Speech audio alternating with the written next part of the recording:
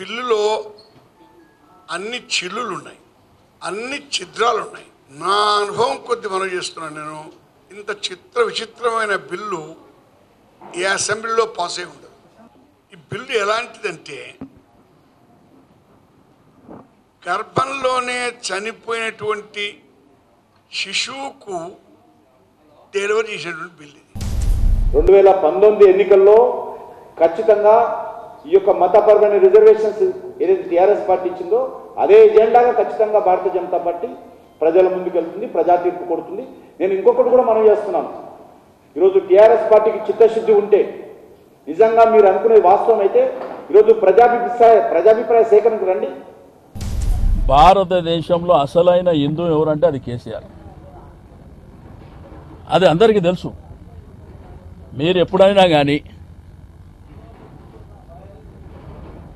ముఖ్యమంత్రి గారు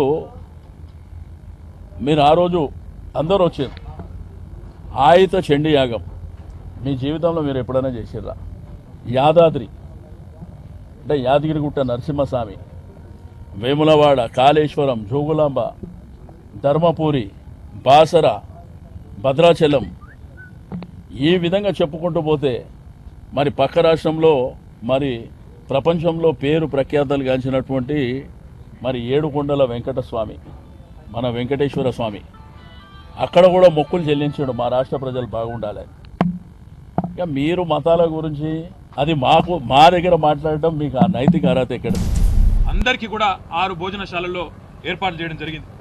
మొత్తం పార్కింగ్ విషయంలో హైదరాబాద్ మహానగరానికి ఎలాంటి ఇబ్బంది లేకుండా రాకపోకలు పూర్తి స్థాయిలో జిల్లాల నుంచి వచ్చే ప్రతి ఒక్కరికి కూడా దాదాపు 2000 సైన్ బోర్డ్స్ ఏర్పాటు చేసి మొత్తం ట్రాఫిక్ రూటింగ్ అంతా కూడా పోలీసుల సహకారంతో ఔటర్ రింగ్ రోడ్డు మీదుగానే, అంటే నగరంలో ట్రాఫిక్ ఎలాంటి ఇబ్బంది లేకుండా ఔటర్ రింగ్ రోడ్డు మార్గం గుండానే మరి వివిధ జిల్లాల నుంచి వచ్చే ప్రతినిధులందరికీ కూడా సవ్యమైన సమాచారం, ఆ డైరెక్షన్స్ కూడా పూర్తి స్థాయిలో ఏర్పాటు చేయడం జరిగింది.